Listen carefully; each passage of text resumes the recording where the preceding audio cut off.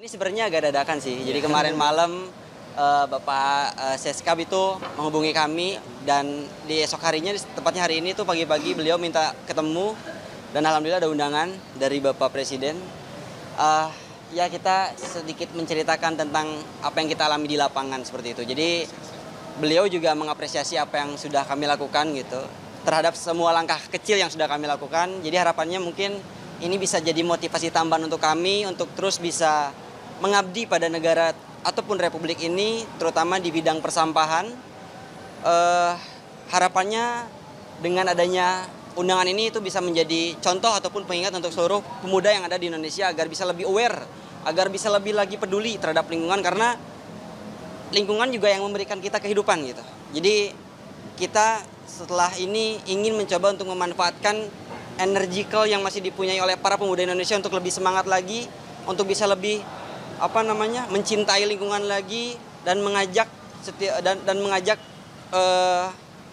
teman-teman sebayanya untuk kompak dalam mengatasi masalah sampah. Kira-kira demikian. Apa? Permintaan khusus dari Bapak Presiden terus berjalan, komitmen itu yang nomor satu tentunya. Beliau juga menyampaikan bahwasanya agar kita tidak lelah dengan apapun yang terjadi di depan nantinya, seperti itu.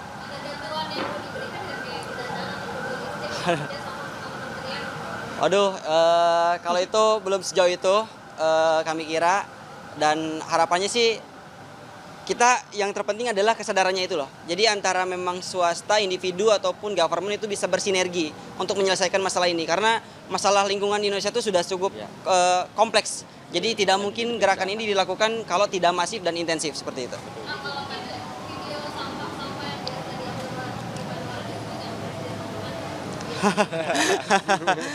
Ada yang expect, ada yang nggak expect gitu. Karena beliau juga tadi sempat cerita tentang masa mudanya, bahwa beliau juga sering berlatih di Sungai Ciliwung ya tadi kalau nggak salah, bahwa pada saat masa muda beliau sungainya masih pada bersih-bersih, sedangkan pada saat kita muda saat ini itu sungai udah hitam, berubah. Polusi sampah, polusi dari area komersil, industri dan lain sebagainya itu. Oh ya. Oh ya, itu salah satu diantaranya mungkin. Dan karena pada saat memang terjadi, saat ini kan sedang memang marak terjadi bencana banjir. Dan indikator utama banjir itu bukan hanya soal sampah, tapi ada alih fungsi saluran air. Itu jadi dua indikator utama kenapa banjir selalu melanda kota-kota besar seperti itu. Jadi memang untuk menyelesaikan masalah ini butuh keseriusan dan sustainability. Jadi nggak bisa kita menyelesaikan hanya karena banjir gitu. Tidak banjir pun kita harus cegah itu sebetulnya. Seperti itu.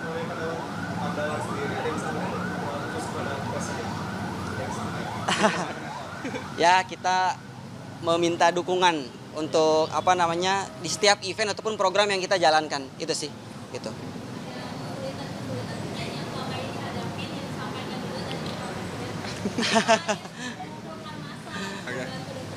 Ya, sudah ada beberapa poin yang kita sampaikan, kesulitan-kesulitan ataupun masalah-masalah yang selama ini kita alami di lapangan, kita coba sampaikan kepada beliau dan alhamdulillah hasilnya positif. Dan mungkin nanti ada beberapa hal yang bisa jadi lebih membantu kita pada saat di lapangan. Mungkin kita tidak bisa sebutkan. Ya mungkin itu salah satu diantaranya, itu yang paling basic, masalah perizinan. Karena setiap sampah yang kita angkut dari sungai itu kuantitinya banyak. Jadi kita harus kirim dengan surat izin. Seperti itu. Itu sih. Insya Allah itu bakal ada, tapi let's see aja lah. Nanti pokoknya gerakan itu memang kita dedicate for this country lah. Maksudnya kita bener-bener mau all out dan totalitas untuk masalah persampahan Indonesia. Itu aja sih. Sebuah gerakan, insya Allah. Kejutan berarti. Ya itu mungkin bisa dilihat aja nanti. Ya mungkin jadi ada satu activity dengan skala yang masif yang memang bertujuan untuk mengatasi permasalahan sampah dari hulu ke hilir. Itu aja sih garis besarnya. Seluruh Indonesia. Pengennya masif kalau kita gitu. Apalagi beliau pastilah gitu. Karena ini sudah menjadi isu nasional. Itu sih. Kira-kira.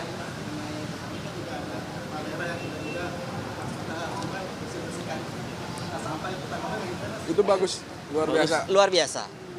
Kita selalu apresiasi individu manapun yang mereka benar-benar mempunyai niat ataupun keinginan untuk bisa menjaga lingkungan, mencintai lingkungan.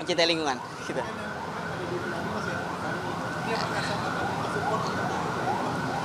Belum ada komunikasi.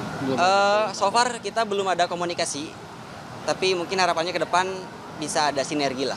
Karena ya kita juga tidak bisa berjalan sendiri gitu. Ini harus ada kerjasama lah yang signifikan. Mas, ada nggak sih program-program pemerintah yang mungkin kontraproduktif mencegah jadinya banjir atau sampah yang lebih banyak yang mungkin harus diatasi gitu menurut Mas Bara? Ada nggak mungkin pembangunan apa atau mungkin plastik harus lebih banyak dilarang gitu Ya sebenarnya gini sih Mas, sumber utama dari permasalahan banjir adalah sampah menumpuk itu. Kenapa sampah bisa menumpuk? Ya karena itu tadi masih banyak masyarakat Indonesia yang tidak disiplin. Mereka tidak bisa membedakan tong sampah sungai, pantai dan laut seperti itu. Itu adalah solusi yang akan kita ambil adalah bagaimana caranya kita bisa mengedukasi mereka untuk bisa pilih-pilih sampah dari rumah. Karena sejujurnya kalau misalkan sampahnya sudah terpilih dari rumah itu benar-benar tidak akan jadi permasalahan. Sampah tuntas seperti itu. Dan minimal kalau misalkan belum bisa mengurangi pengonsumsian sampah plastik, bijak dalam setelah pengonsumsian itu sih. Karena kalau untuk mengurangi pengonsumsian sampah plastik dalam waktu yang dekat, kita rasa itu mustahil. Kita realistis saja, plastik juga udah menjadi bahan utama lah dari berbagai macam komponen yang dibutuhkan oleh umat manusia pada saat ini gitu. Jadi untuk mengurangi plastik itu butuh waktu sebetulnya Mas, seperti itu. Itu sih. Semoga menjawab. Oke. Betul, aku dari tadi emang diamanahkan oleh teman-teman untuk berbicara gitu. Aku sendiri Gilang. Nama saya Agung. Aku Rafli. Aku sendiri Rifki. Aku Isan. Seperti itu. Sekian. Mungkin cukup. Terima kasih. Masih kakak-kakak.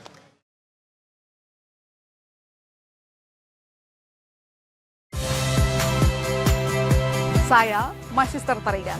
Saksikan program-program Kompas TV melalui siaran digital, pay TV, dan media streaming lainnya. Kompas TV, independen, terpercaya.